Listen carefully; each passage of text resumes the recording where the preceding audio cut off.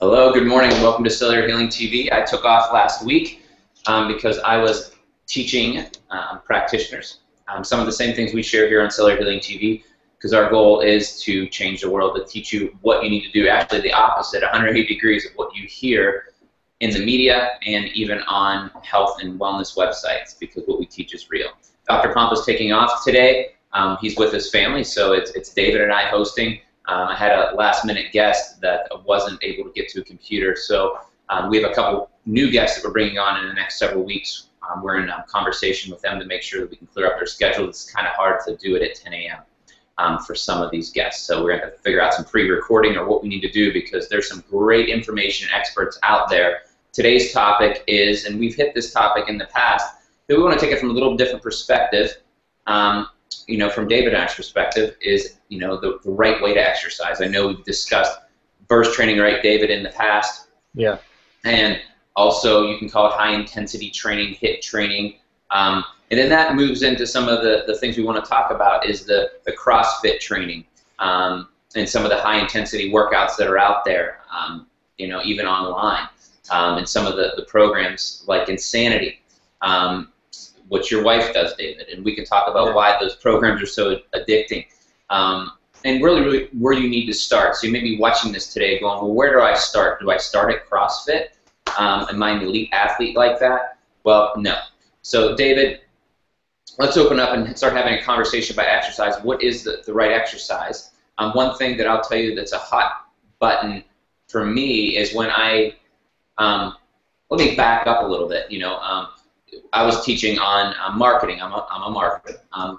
Not only that, but I've been in the health and wellness industry, and I consider myself at some level, a health and wellness expert as well, because I've been at this and have tried and done everything alongside Dr. Pompa and other practitioners for the last, since I had my personal health challenges starting back in 2004. So I've been on the natural route for quite some time. And one of the things I've learned in marketing, and we've watch this. You can watch a lot of the Nike video. I don't know where you would type it in, but it's running to greatness. And there's a culture code out there that running equals weight loss. Running equals you're going to do great and you're going to be healthy. That's in our culture. We think if we run, we can do whatever we want to do. Hey, I'm going to eat this candy bar, and now I'm going to run around the stadium 10 times, and now the effects of that candy bar have now been removed. Well, that's justification, though. That's justification, and that's where most people go. No, they believe it, David. They believe it because it's not justification. They actually believe it. They think that they can burn it off. I have run my engine hotter, and I can put whatever I want into the furnace. That's what they believe, and I hear it from at the gym. Some of these guys believe that. I've been involved in triathlons. They believe the same. They just let's exercise more, burn that. What should I eat? I've heard them ask some top athletes, and now this is again probably going 5 to 8 years ago. I don't know if the same person would say that, but a top triathlete would say, "What do I eat to be as great as you?" He's like, "Just run your engine hotter, and you'll burn off whatever, because it doesn't matter." Now we know it's Cellular Healing TV. What we eat and ingest affects us at the cellular level, and affects the integrity of our cell membrane. The good things coming in and the bad things going out. So it does affect you at the cellular level. It does cause oxidative stress and damage, throughout your body, and nutrient depletion, obviously, if you're not eating good, healthy foods that come along nutrients. So this is a major culture. The culture believes this. And, this may not be shocking to you or I, David, but it's quite shocking to some of the people watching this video that running equals health. Because honestly, there's no research that says that it does, besides the fact that it helps with cardiovascular circulation, and some level of detoxification, so it has its benefits. But exercise in general, how do you do it right? David, discuss how you do it, how you did it before you met us and how you do it now. And let's get into some of the questions that I know that the audience has given us over the last several months, and we'll try to address those today on Cellular Healing TV. Thanks for joining us. Well, before I met you, if you recall, I was on about a 1.5-year kick of being a vegetarian. And to me, being a vegetarian meant that I could eat pastas, I could eat grains, I could eat all of these things. And when you met me, I was pretty, I would say, to put it kindly, inflamed at the cellular level. I was puffy. I had different health challenges that we've talked about, and you guys opened my eyes to something different. I thought that if I ran, that's how I burned everything off. If I wanted to drop some weight, you know, I'd cut out carbs for a couple weeks or reduce the carbs for a couple weeks. But literally, if I had one piece of bread, I had to have like 10 pieces of bread. It was like I was addicted to it. And now, then all of a sudden you started talking about training and working out and high intensity. And by the way, you're right. Jen, you know, Jen may not, she eats pretty well. And I mean, she's addicted to Insanity or Insanity Asylum. I mean, she does these, she's not a performance athlete, but she does these performance athlete workouts, and she can keep up with them. And frankly, still to this day, she can blow me away as far as these things go because she's addicted. I mean, it's summertime, so she can go to the gym. She's at the gym right now at a class. She'll probably do something else afterwards. I think Maddie and her friend went with her this morning. But she's addicted to the Insanity, and I'd love your thoughts on that. Now, as far as what I've morphed into, in December, what happened was I was running, I'd go to the gym, I tried CrossFit, I threw out my back because of the squats with the heavy weights, and I've never really been into that my whole life. Now I'm doing something that's high-intensity training. It's called Orange Theory Fitness. Jen calls it Orange Therapy for me, and I'd love your thoughts on why, because what working out does to your brain and helping you clear out. But what I found is if I do a mix of bursts of cardio where you bring your heart rate up, let it come down, heart rate up, let it come down, heart rate up, let it get down, and then you do the same thing when it comes to strength, and it doesn't need to be high weights. It could be the push-ups, it could be the TSX type bands, it could be all these different things. However, my body's leaned out, it's firmed up, I look better. Heck, I could wear this, I told you for the first time, I'm actually wearing the same size suit that I did when I was 26 years old, and I'm 45. And I'm not trying now. In the past, I was always trying to do something. Now, because of my diet and how I conduct myself on a daily basis, things are just changing naturally. Yeah, I mean, if you look at the research of healthy centenarians and groups of people that really are untapped by marketing, you know, these groups, and they call them not Okinawan, but what study? Dang it. This is where Pampa comes in. He memorizes everything he reads. But there's a study, I think it was of a Chinese culture. It wasn't Okinawa. It was another Chinese culture. Yeah. And essentially, and they had all these centenarians, the highest rate of centenarians. And we looked at their diet, how they lived. We looked at how they progressed, you know, over this time period. And they studied them when they moved to Brazil or if they moved to America, how their body types and everything changed. But one of the things that one of the figures I can remember visually in that book is that the culture actually got leaner as they aged. Mm-hmm. So they stayed the same, but right around 80 or so, they actually got leaner and more lean, and they lived this long life period. Where in America, you know, we do this, you know, and this is wrong. You get fatter and fatter and fatter, and it's accepted as a culture to get heavier, heavier, and heavier.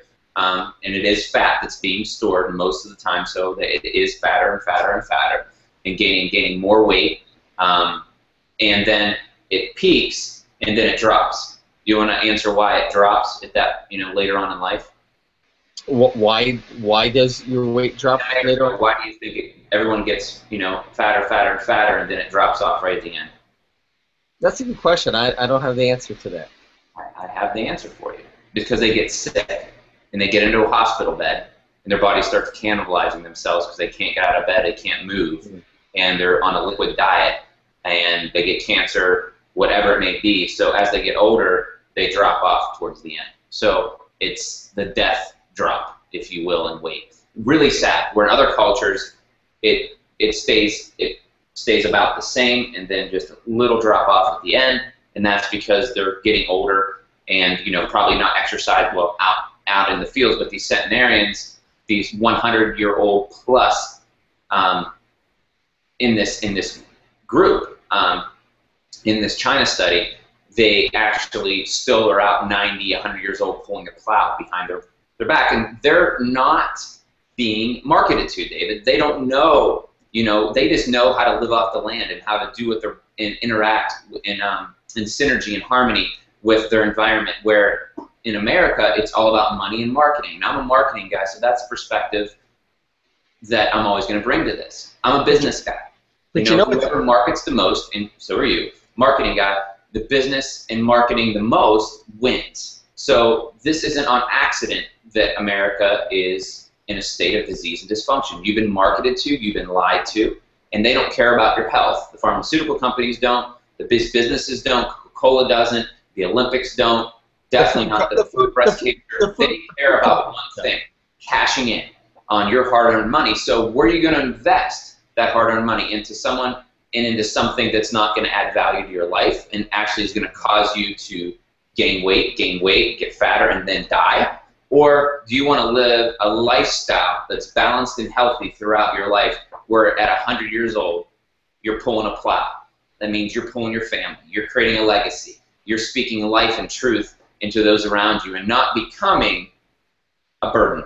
You're becoming a blessing. So by the time you're 100 years old, David, and I know as I age, I understand I know less and less, but in that less and less that I know, or in my head, I have more and more value to add to the world through my life experience. So that's the kind of the way, and then I can, you can add to that, David, and then we'll talk about insanity and some of the addictions and things and why that happens. Well, the interesting thing, and Dr. Pompett spoke about this on one of the previous shows, and I don't know if it was when you were on vacation or not.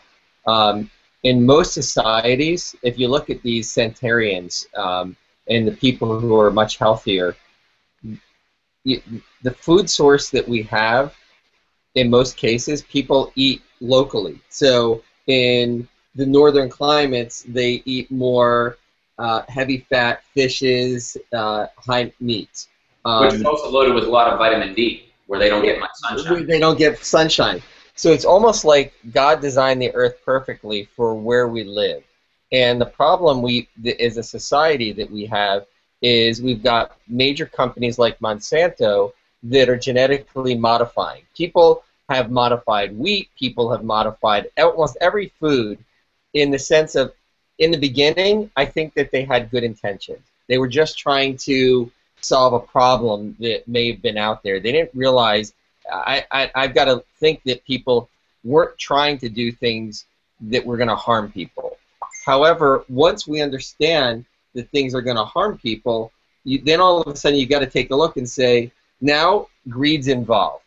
The sheer fact of the matter that many of the products that are available for sale, the seeds that are for sale here in the United States, are banned throughout the European Union, are banned through third world and developing countries. Why? Because of the unknown. Well, the things that there are the known, we're eating pesticides, you're changing gene expression. And then all of a sudden in this country, we're even in great places, that the places like Whole Foods still have foods that may have modifications in there that, all natural. Well, all natural doesn't mean anything. All natural, so all of a sudden people, through marketing, are thinking that they're eating healthy, and they're getting all natural, where they're having products that are possibly causing the major challenge that they're having health-wise. Yeah, they're very deceptive on labels, and you need to know how to read your labels.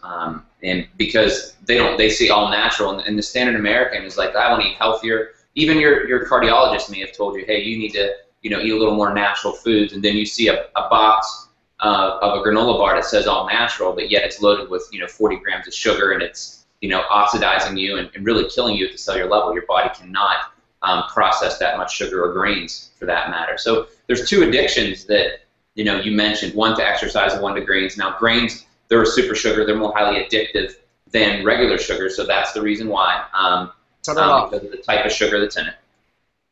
And then two, insanity in running in general, because that's what you're doing. It's a massive cardio workout. The reason you get addicted to that, that's just like anything else. It causes a major endorphin and dopamine spike.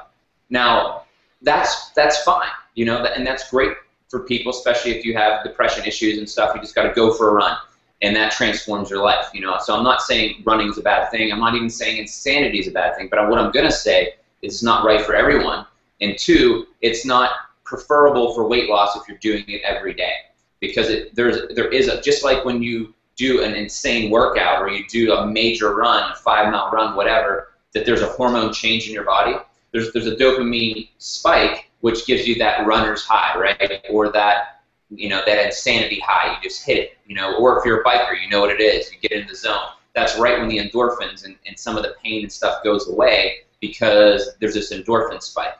But there's also a cortisol spike, which is stress to your body, but also which lends to more muscle burning than fat burning. So, you know, you have to be careful if you're looking to do weight loss. You have to do, you know, every other day or maybe 3 days a week, and just focus on that. But the major pink elephant in the room is your diet, and getting rid of grains and sugars, you know, will burn fat better and do more for your hormone change than exercise will ever do. So this is where my pet peeve comes in. When I see someone who's really struggling, you know, and I see them bouncing on pavement, beating the crud out of their joints, they're obese or extremely overweight, and they're really trying hard to get their life back. They know that they're dying. They've come to that place in their life. Even their medical doctor may have told them that. They've watched the TV shows. They've now been convinced. And then the culture code says, like The Greatest Loser, right? The culture is still pumping and puppeteering the people to believe that someone who's obese or overweight, you know, needs to calorie restrict, needs to do these crazy workouts. And what you don't know when you watch The Biggest Loser is how many times EMS, you know, the emergency vehicle needs to come in and pick up these people and take them to the hospital because they're doing the wrong types of exercise. Those people in The Biggest Loser, all they need to do is a little bit of functional training, which my personal trainer does. Just maybe even start them sitting up and down out of a chair 20 times. Will get them into a fat burning zone, get them into a place of hormone switch that would benefit them. They need to start there. They have them doing burpees, you know, with 300 pounds of fat bouncing around. That's destroying their body and unhealthy. It's absolutely wrong. And they're exposing it for ratings. And they're hurting these people. There's massive waivers there. And when I talk to some of the experts in the fitness industry, it's maddening because this culture code is out there. And then the culture code of insanity and P90X, and now this wave of group training with, go on, David. CrossFit. CrossFit Orange Theory. This major movement in CrossFit, it is wiping out our healthcare industry because of so many injuries. CrossFit is not for everyone. Now, there are some great CrossFit centers out there that will really, that know more about functional training, and it's just not something they picked up and started doing, but they have a lot of expertise in this. And they may start you slow and have a startup group, and may you say, hey, you need to personal train with me for 6 months to a year until your body's ready for this high intensity training. But it's not for everybody. Again, it became this movement, and the same culture code which tapped in through Rocky is just push your body as hard as possible and train as hard as possible, like, you know, Igor or whatever his name was on Rocky, and push your body, push your body, push your body. Ivan or whatever his name was, the big Ivan. What was it? Ivan. Yeah. So they push your body until you can't stop and push anymore, and they say that's how you get your life back. That's how you get fit and in shape. It's just push, push, push. And that's what the culture believes, but it's absolutely the opposite of the truth. It doesn't work that way. You're hurting your body. You have to build up to that and become, you know, a Rocky, you know, who trains and has been consistently training for years so their tendons, muscles, and actually their body can handle that. And you have to eat the right diet alongside of it because it's a major stress. So if you're watching this video, Warren, where can I start? You know, if you're overweight, start with just moving. You know, do the most basic of workouts. If you just grab two, you know, 10-pound dumbbells and just, if you can't, and your knees hurt and stuff like that, you maybe just want to do in a chair and go like this, you know, 20 times till your breath goes, and take a break and do that. And then build up, you know, over time. And you need to ask, if you're getting personal training, you need to ask them their philosophy. I interviewed several personal trainers till I found one that I believed in their philosophy. He didn't believe in the CrossFit philosophy. When I first started out working, I was an all-American athlete, and I eat the perfect diet, I do exercise, but then I decided to get a personal trainer. And how he started me out is he did a bunch of movements to see where there's imbalances in my body, and I just did a lot of movement type training and stretching. And I still was sore, burned out, and got into heavy breathing and into that burst training zone just from doing, basic movements where I would, do steps and just come down and do steps, down the track and back again, and then, just some yoga moves and things like that, just to get stretchy, more elastic, and build in some of the weaknesses, a lot of core work, so that I can build up to some of the things I'm doing now 6 months later, where I'm, actually pushing a sled, or I'm flipping tires, or I'm able to grab on to, and pull-ups on, with your fingers, for like rock climbing, things, and it's just all this stuff now, but I couldn't have done that. So it's neat that he progressed me safely and specifically, and watch, Warren's weak there, let's work on his weaknesses, let's get this up because that's going to be injury. Oh, your knees are hurting, let's back off on that. You're not going to hear that in CrossFit. They're going to say, push through the pain, push through the pain, and you want to destroying your body, your joints, and the healthcare industry loves it because it's, making them a lot of money and injury. You and I talk with a lot of chiropractors, and as far as people in their more 30s, 40s, 50s, 60s, a lot of the new injury cases aren't from car accidents. It's from that CrossFit type exercising that people are getting involved with. But here's an interesting thing that I've noticed recently. The reason that I crave the run or the workout is because I love the sweat. Getting totally drenched feels great. Now, here's one of the things that I realized.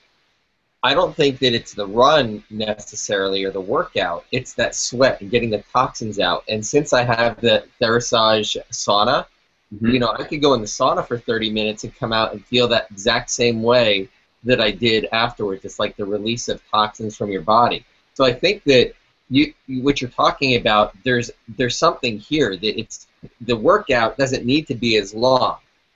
It's getting that sweat and getting the toxins out of our body can do such amazing things for us. What do you think? Yeah, and and just so you know, when you have a lymphatic system, again, I am not a biologist. I have biology background. I have a master's degree in chemistry, but it wasn't in the human body biology. I didn't take anatomy, if you will. That's one course I didn't take in college. But there's a lymphatic system. If you can look up lymphatic and then hit pics on Google and look for pictures, you'll see that you have lymph all over your body. And in order to, those lymph it doesn't circulate, it circulates by your body moving. So that pushes, the toxins down into your liver and your colon, and then you excrete them either via, urine or feces. Let's be honest, that's where your toxins move through your body. So if you're sedentary, not moving, which is what that means, if I pronounced it correctly, you're sitting in this chair all day and you're not moving, this lymphatic system is not being circulated. You're just sitting.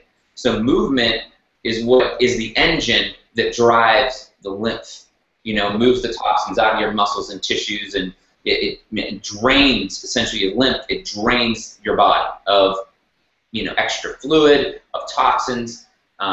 Those are your lymphs. And a lot of people get lymphatic cancer. Know why? Let's wonder. You have toxins sitting in there, changing gene expression, causing inflammation. Inflammation leads into cancer. So when you're moving, that movement is very important. So when you're saying, hey, I need to move and sweat, the movement is key. So if you're sitting at a desk all day, you're setting yourself up, to become a toxic bomb. You're not moving anything out. You're not sweating, which your skin is one of the major detox pathways in your body. This is an organ, that breathes and interacts with the world. That's why whatever you put on your skin goes into your bloodstream, transdermal they call it.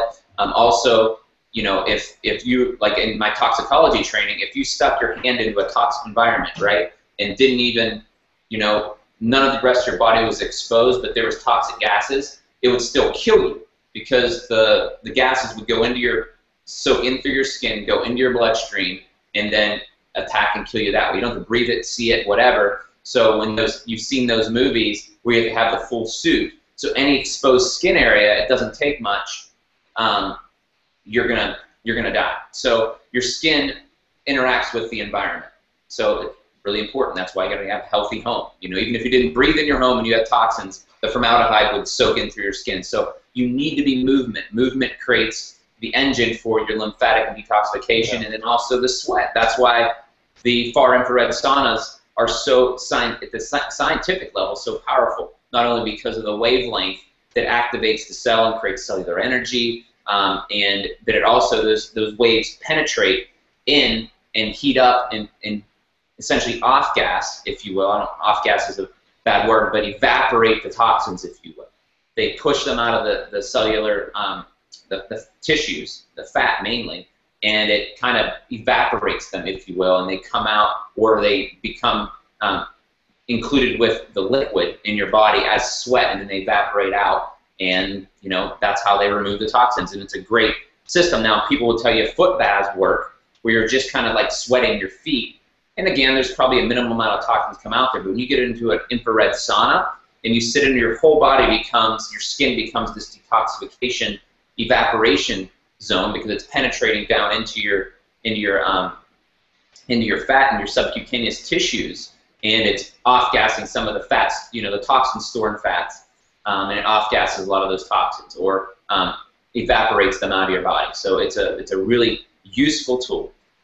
So what Dan, you know, teaches, Dr. Pompa, I call him Dan because he's my best friend and brother, brother from another mother, I have to say it, but it's true. And what happens is you exercise, so your lymphatic is really moving and grooving. You're really releasing a lot of toxins through exercise. Now, many of you get sick after you exercise. It could be you're so stinking toxic that your body can't handle the circulation of what you stirred up, like a bee's nest of toxins, and are now stinging your body all over on the inside, causing inflammation. So some of you that exercise and get sick afterwards, your body's not adapting to that stress, and two, you're circulating toxins. And that's not good. So what we do is, after, you know, workout, we'll take some carbon, the Catch, DTX, I believe. Is it Clear and Catch? No, it's Bind. No, Bind. You're going years back now, buddy. Yeah. So the Bind from Systemic Formulas, more specifically, and then you go into the sauna, and now the sauna is really moving out some of those toxins out of your body, evaporating them, and then you're, instead of those toxins circulating in your body, you're catching them in your colon and gut through the carbon and moving them out through your body. So, you know, it's amazing. Exercise is critical and important when it's done correctly, but if done incorrectly, it can be a stress to your body. It can cause you to become more toxic, right? Some of the things we've talked about. And we're debunking the myth that the harder you train, the healthier you get, or the more you run, the healthier you get, or the more you run and the more you exercise, the more weight you lose. It's not true. You might lose muscle, you know, more muscle, and lose more weight that way, but that's not what we want to do. We want to have a good metabolic girdle, meaning we want to have muscle or a nice engine to continue to burn calories, have oxygen flow into your brain to make you feel better, to make you perform better at work, and all those things, especially for folks like me who sit in front of a computer for 12 hours a day doing things like we're doing work it today. out. There you go. So get up and move. Movement's power. Even if you did nothing else, but worked out twice a week, doing some burst type exercising. Type in burst training into Google and find a simple burst workout. You know, two dumbbells in your office, and just did that. That would start moving you forward, and you still get the endorphin rush, David, of an insanity workout. You still feel better. You still get oxygen flow to your brain. You still detox. You're moving your lymphatic, and you'll sweat as well. Perfect. Any final thoughts to leave our viewers with today? No, I think we summed it up great. We're looking forward to the next several weeks. I'm going to try to bring on an exercise expert and Phil Kaplan. Yeah, exercise expert. We've got cellular experts coming on. We've got some amazing guests that we're going to have on over the next several weeks.